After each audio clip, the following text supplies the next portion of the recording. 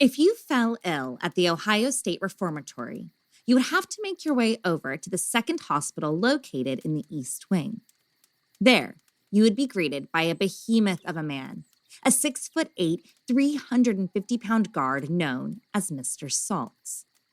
That wasn't his real name, but rather a name he had earned due to his cruel and unusual way of punishing inmates who he felt were feigning illness to get out of work. He would make the inmate stand before him and drink a tall glass of water mixed with Epsom salt.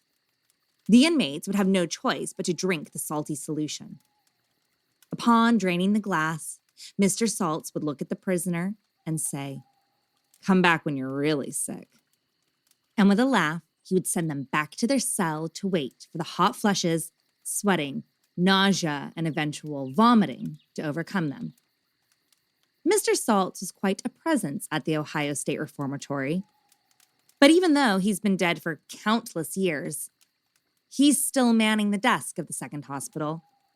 He no longer gives out glasses of salt water, but rather a violent push here and a hair pull there. And you know it's him, because he appears before people as a giant black mass of shadow and malice.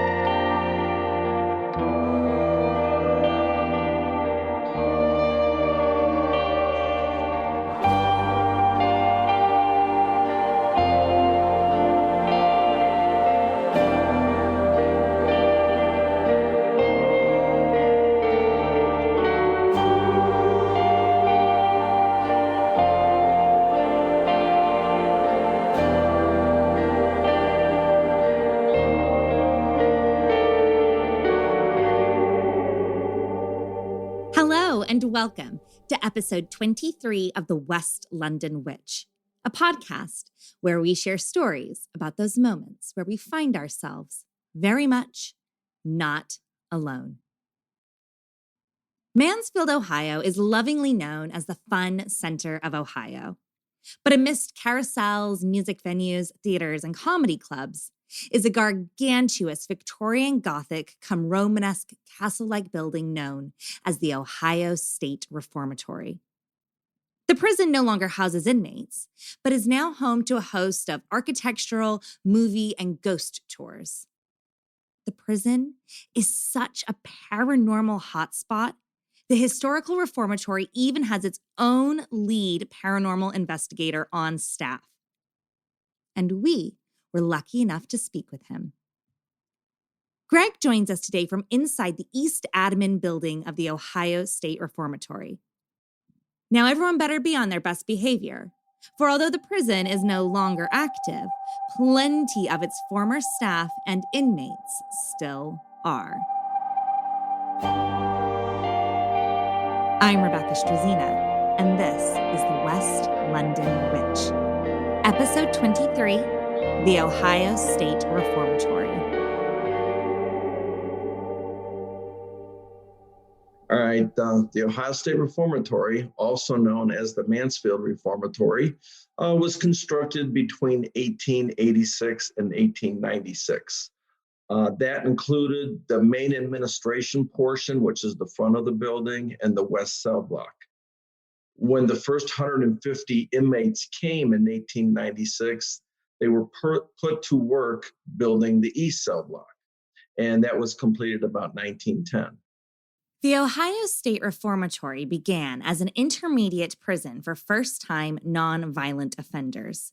These were young men, ages 15 to 30, who came to the prison to be reformed before they rejoined society. And at that time, they had to do three things. They had to go to church, they had to learn a trade, and they had to go to school to earn their GED. At that time, when it first opened, they used to spend maybe about 8 hours a night in their cells sleeping, and the other 16 hours, they were doing those three things.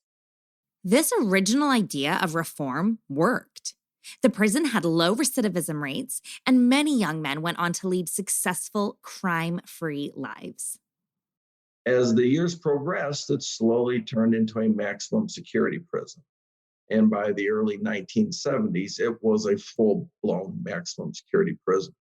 By the time the facility was a maximum security prison in the 1970s, prisoners were allowed to choose how they spent their day. They didn't have to go to work, church, or school. And some prisoners were spending as much as 20 to 23 hours a day in their cell. And the cells aren't very big.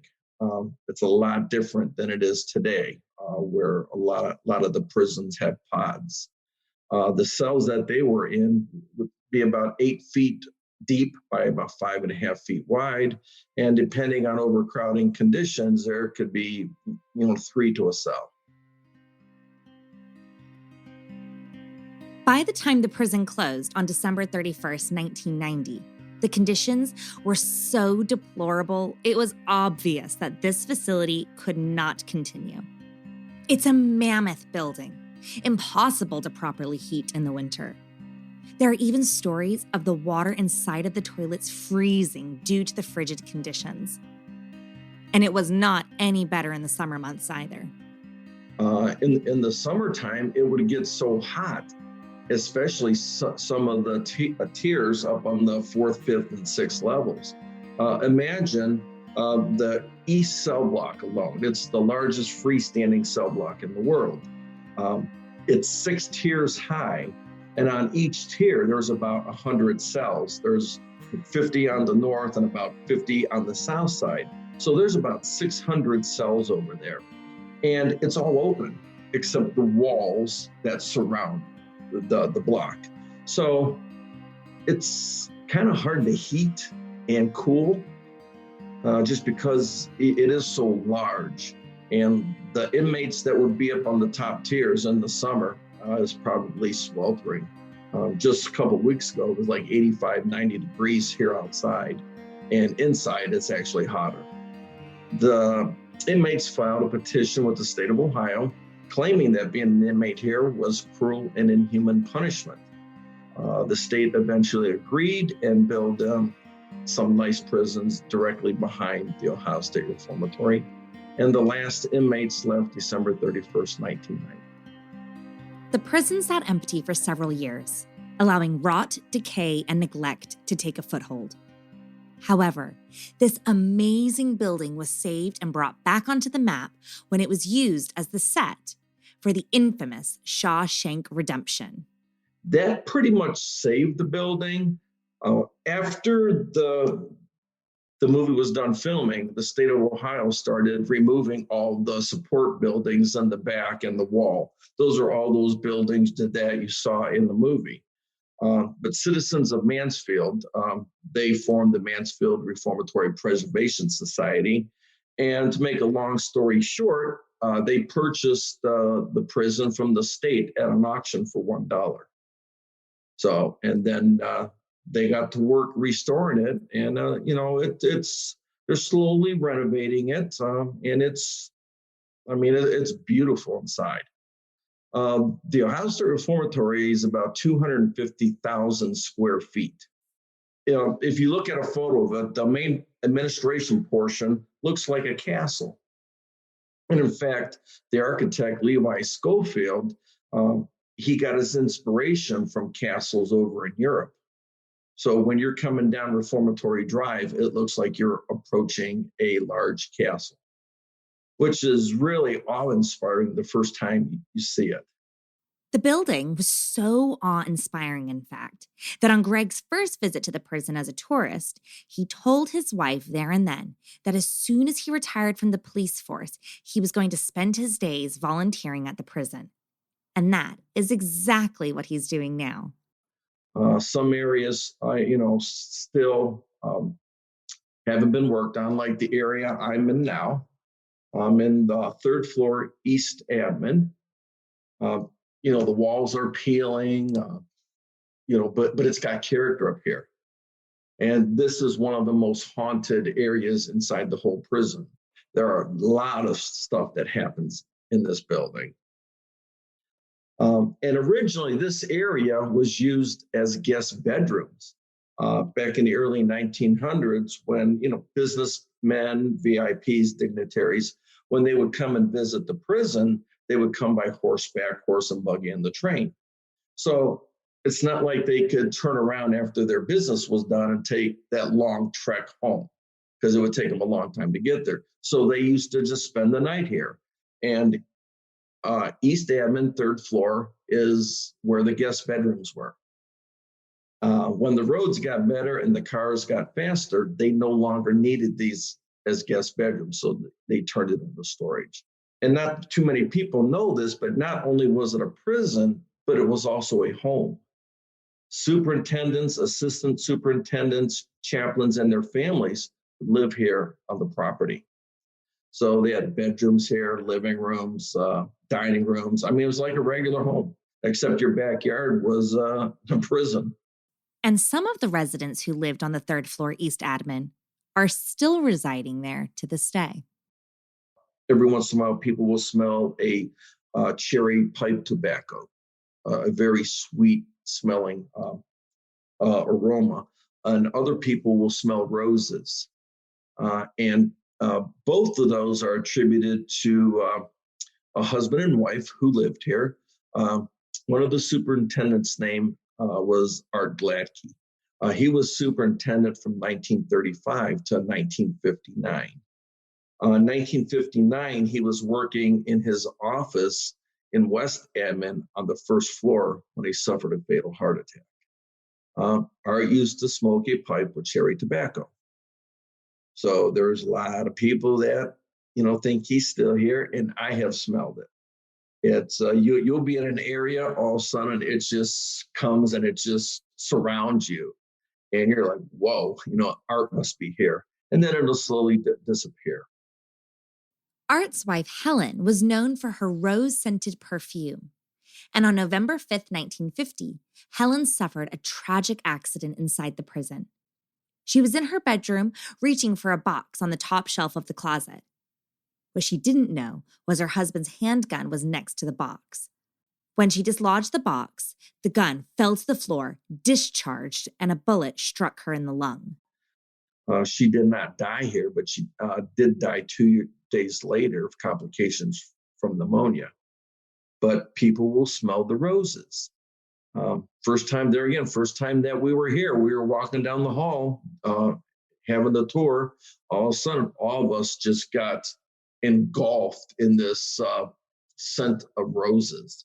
And it lingered for a little while, and then just like everything else, it slowly disappeared. And our guide was like, Helen was here. However, the majority of the paranormal activity that goes on at the Ohio State Reformatory Prison is not half this pleasant or benign. Another time, me and an investigator, this was a really crazy night. He and I were originally investigating over on the West Admin on the third floor, which is almost like a mirror image of East Admin.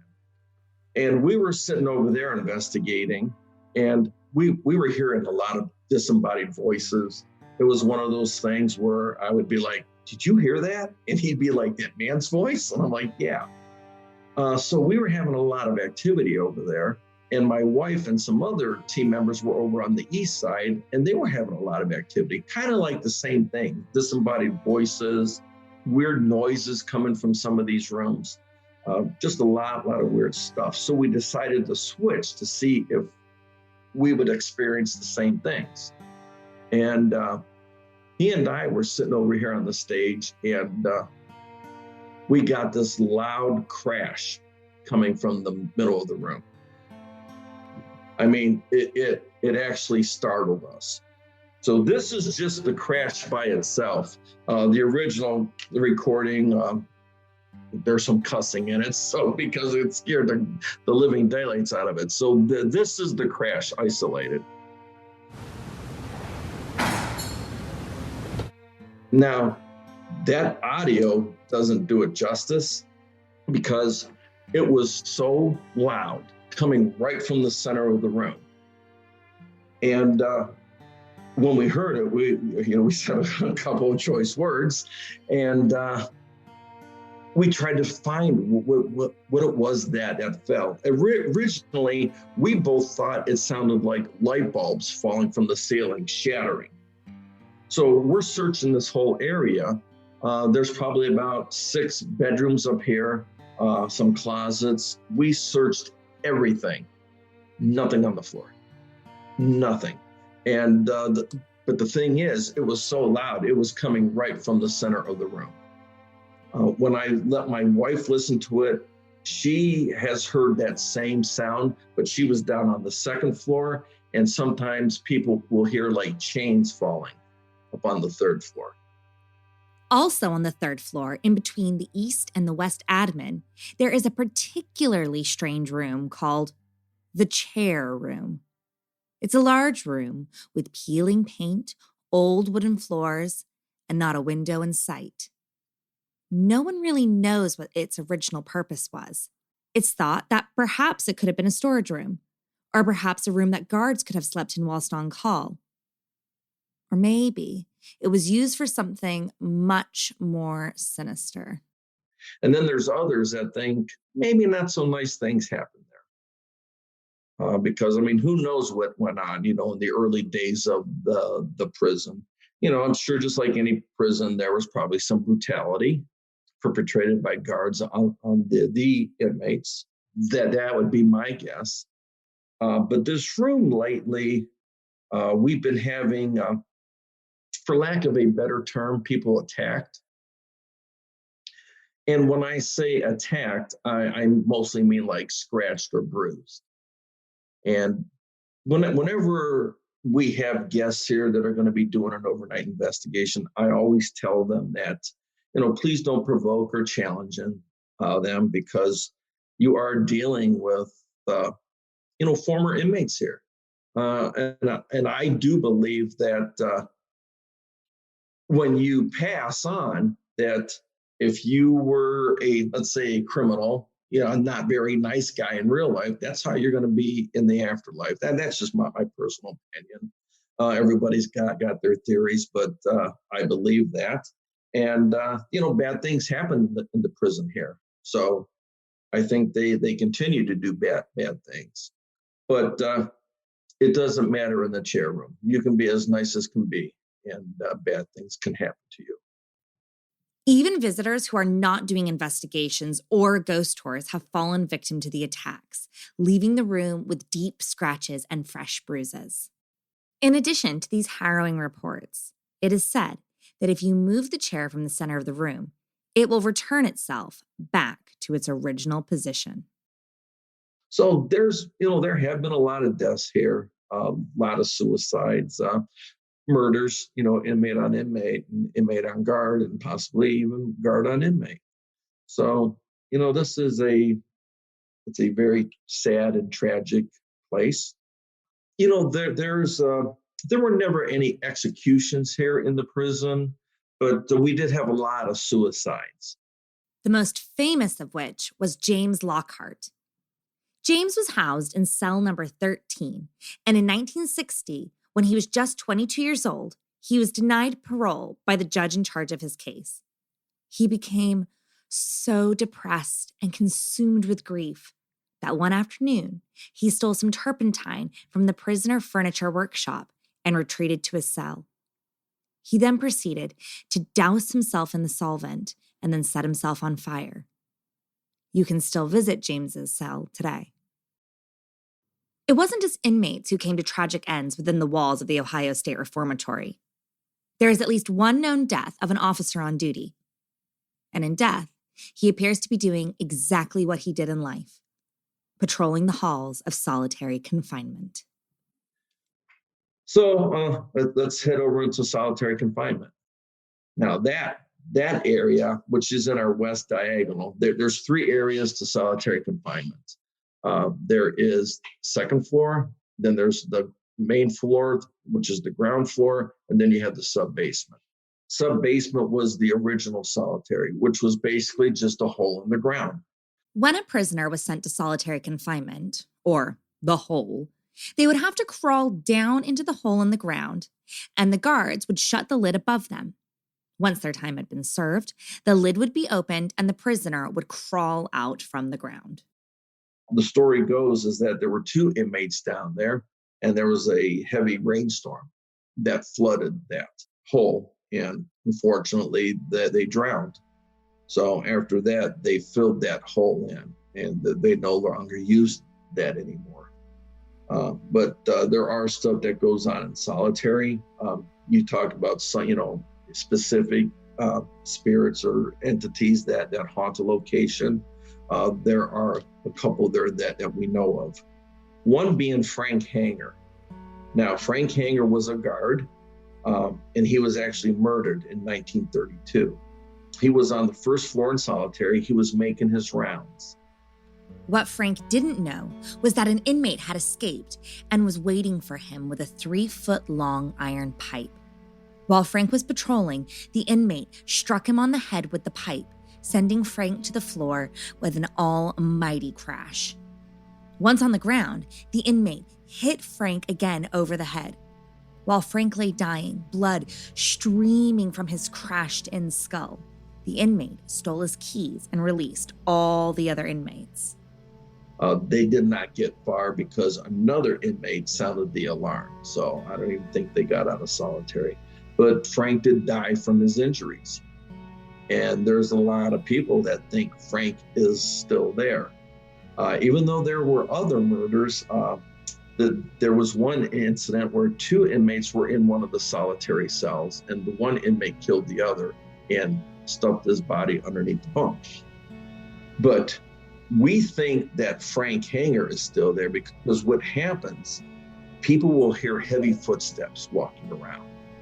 Now, inmates wore soft-soled shoes, guards wore boots, and guests and investigators have heard heavy boots walking up on the second floor. So that's fairly common. People have seen large shadow figures in there that I believe can be attributed to Frank. People will, get a lot of AVPs. I think I experienced the fight between those two inmates. I was down there by myself one evening, and I was sitting in a chair at the entrance to solitary. There was nobody else in there, and I heard what sounded like a large fight going on down at the end of the hall. I mean, it sounded like several inmates fighting. I mean, there were no voices, but there was a lot of scuffling, a lot of, groaning and moaning. And it was loud. I just sat there and listened to it until it went away. It didn't do any good going, investigating down there because I knew there was nobody there. Although solitary confinement is a hotbed of paranormal activity, the most active location in the prison is the West Attic, which is odd because that's exactly what it is, an attic used for storage and ductwork. At least, that's what it was originally designed to do. And when people go up there, they are like, why is this so active? And we tell them that they used to house inmates up there. Back in 1930, there was a major fire at the Ohio Penitentiary in Columbus, Ohio. About 322 inmates perished in that fire. Well, they had to find prisons within the Ohio prison system to place the other inmates while they rebuilt the penitentiary. And some 200 and some came here. Now, in 1930, this was still an intermediate prison for first-time nonviolent offenders. These guys that were coming here were your murderers, your rapists, your felons, your lifers, your worst of the worst. And in the West Attic, there's no cells. So what they did is just lined cots up and down the walls, and they would shut the door and lock it. Guards can't really patrol there, because the guards would be killed. So there was a lot of violence and violent acts and probably some murders that have occurred up there. While in the West Attic, people hear a lot of disembodied voices, shouting, screams, and movement. Footsteps walk towards visitors in an ominous fashion. disappearing as they reach you. Stuff will be thrown at you. Women will be touched inappropriately up there. They will get ice cold. I was surrounded by this ice coldness. You could feel it walking around me.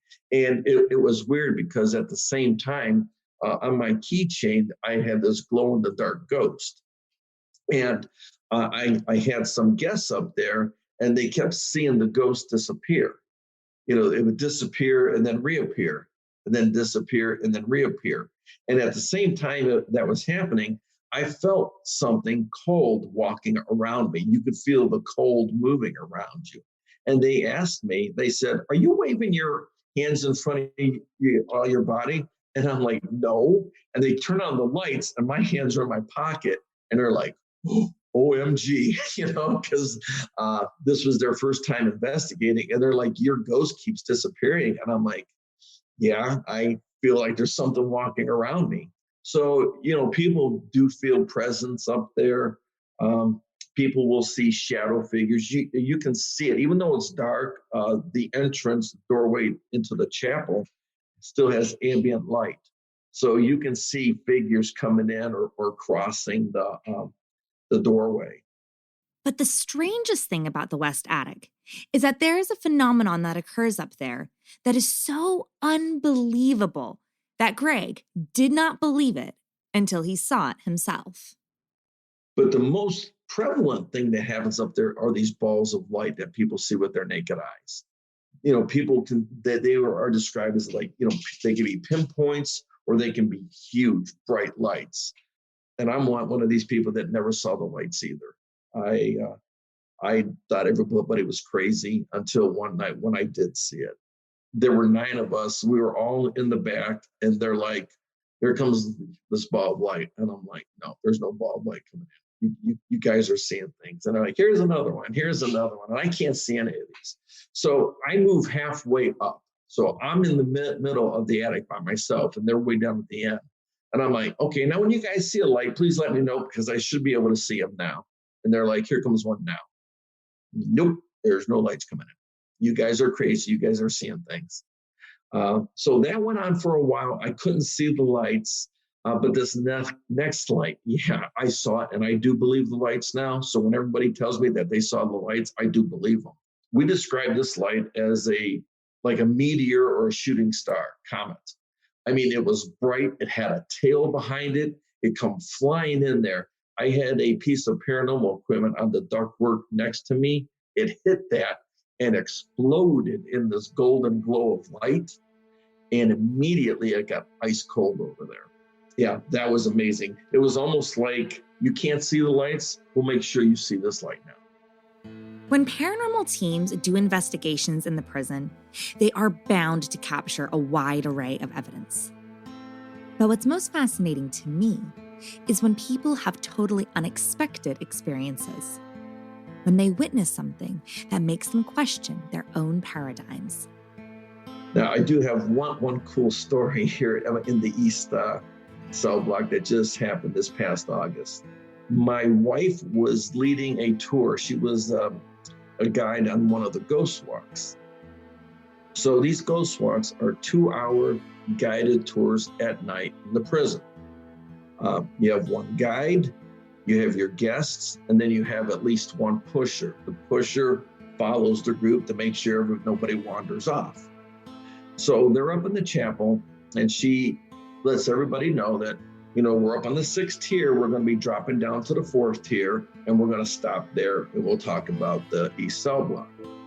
So in this area, you have to go single file. You have to follow the person in front of you.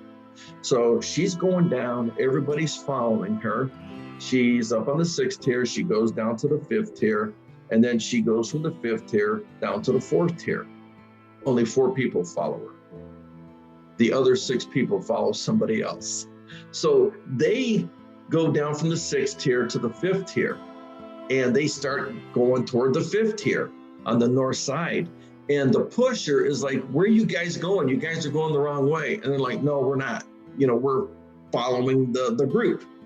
And he's like, you guys are going the wrong way. He's getting worried because, the tour guide is like, where's the rest of my people? So he's like, guys, come back. You're going the wrong way. And they are adamant. They're not going the wrong way because they are following the group. Well, when he gets up to where they're at, they are all standing there in amazement and shock. And they were like, where did he go? Where did he go? And the push was like, what do you mean, where did he go? And they all said, we were following this guy. He led us here to the 5th tier, and there's a locked gate on the 5th tier to prevent people from going down that way. And they said, he went through the gate and disappeared. And they were like, all like in shock. And I do believe them because they were all from different families. It's not like 6 people from one family saying, hey, let's fake him out. And they all described them the same. They said that he was an older white gentleman with messy white hair, black shirt, wearing no mask. And at that time, everybody had to wear masks. So, and they were amazed. They said, he looked real. He looked just like you and me. And he walked straight through that gate and disappeared. Greg doesn't know who that man could have been, but the possibilities are endless.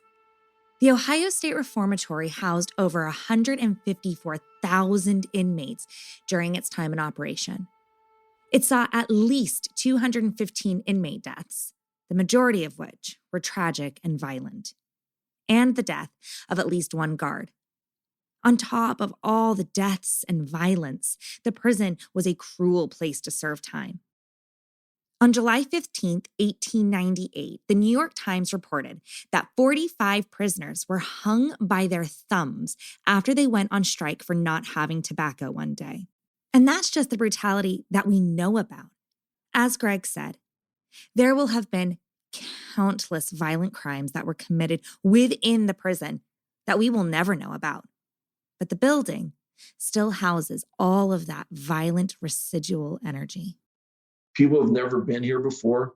Come during the day, tour the prison during the day for the history and the movies, and then come and do it overnight. But visitors beware. For no matter how scared you are, there is no early release from this prison any longer.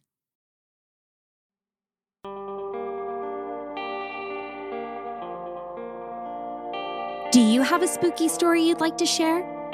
I'd love to hear it. Drop me an email at thewestlondonwitch@gmail.com or find us on Instagram and Facebook at The West London Witch. If you enjoyed today's episode, don't forget to subscribe, rate, and review. And come and follow us for additional content on Instagram and Facebook. Until next time, merry meet, merry part, and merry meet again.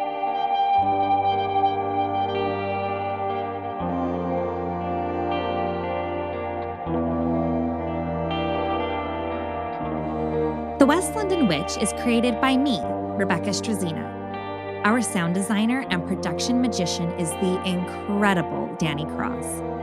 Our theme music was bespokely written and performed by the wickedly talented Kyle Hall. Our cover art is the beautiful collaboration between Lizzie Wilson and Jake Bowser. Special thanks to Miss Sinead Bowers, our quality control and biggest cheerleader. And thank you to you, all of our listeners all over the world. These are your stories.